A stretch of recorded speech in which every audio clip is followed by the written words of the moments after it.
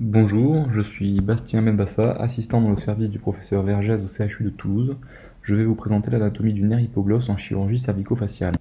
Le nerf hypoglosse est la 12e paire de nerfs crâniens. C'est un nerf qui est purement moteur et qui va prendre en charge l'innervation de la quasi-totalité des muscles de la langue, c'est-à-dire 16 sur les 17 muscles la composant. Le seul muscle qui n'est pas innervé par le nerf hypoglosse, c'est le palatoglosse, qui lui est innervé par le nerf vague et qui est l'un des 4 muscles extrinsèques composant la langue.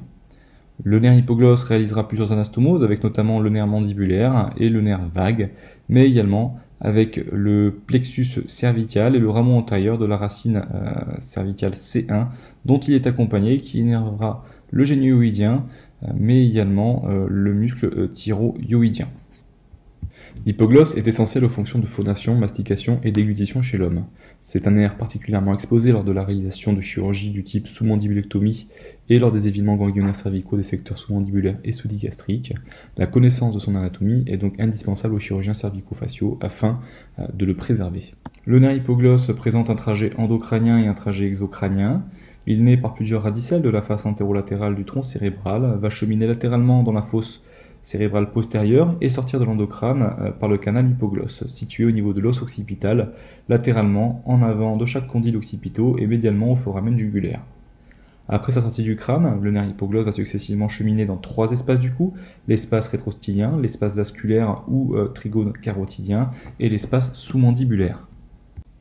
L'espace rétrostylien est le premier espace cervical traversé par le nerf hypoglosse où il y est situé profondément et en arrière.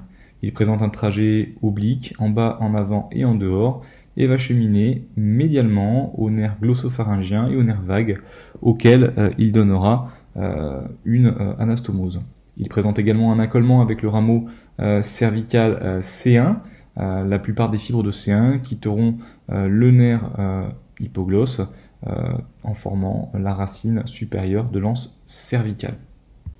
Dans l'espace vasculaire du cou, le nerf hypoglosse se retrouve médial à la sortie de l'espace précédent par rapport à la veine jugulaire interne et l'artère carotide interne. Il va ensuite croiser l'axe vasculaire en passant entre ces deux dernières. Il se dirige vers l'avant, vers le bas, en contournant initialement l'artère occipitale, croise la face latérale des artères carotides internes, carotides externes et linguales, puis poursuit son trajet plus en profondeur vers la ventre postérieur du muscle digastrique et stylo-hyoïdien. Il arrive alors dans le dernier espace sous-mandibulaire. Dans cet espace, le nerf hypoglosse est accompagné de la veine linguale. Il chemine en dedans du muscle digastrique et du muscle stylo-hyoïdien et s'applique littéralement à la face latérale du muscle hyoglosse avant de disparaître entre l'espace compris entre ce dernier muscle et le muscle mylo-hyoïdien. Sur cette vue péropératoire, on trouve ici le muscle digastrique avec son ventre postérieur, son ventre antérieur. Le nerf hypoglosse est ici visualisé dans le triangle infradigastrique. Ici, le nerf hypoglosse visualisé grâce à l'écarteur qui récline le ventre antérieur du muscle digastrique. On comprend donc que le muscle digastrique est un repère important en chirurgie cervico-faciale puisqu'il permet de localiser le nerf hypoglosse. En effet, il va limiter sur le muscle hyoglosse 2 triangles. Le triangle infradigastrique ou triangle de Béclard qui est limité en haut et en avant par le ventre postérieur du muscle digastrique, en bas par la grande corne de l'os hyoïde et en postérieur par le bord postérieur du muscle hyoglosse. Le nerf hypoglosse y chemine accompagné de la veine linguale. Le triangle supradigastrique ou ancien triangle de Pirogoff est limité en bas par le tendon intermédiaire du muscle digastrique, le bord postérieur du muscle mylohyoïdien en avant et en haut par le nerf hypoglosse lui-même. Nous avons réalisé une dissection cadavérique afin d'illustrer les différents plans rencontrés après la levée d'un lambeau de platysma à charnière supérieure jusqu'au niveau du nerf hypoglosse. Donc après retrait du tissu cellulo-ganglionnaire comprenant l'aire 1A, 1B et une partie de l'aire 2, on retrouve le muscle digastrique et le muscle stylo-hyoïdien qui limite la loge sous-mandibulaire en antérieur et en inférieur. Ici déjà on aperçoit le nerf hypoglosse dans le triangle infradigastrique.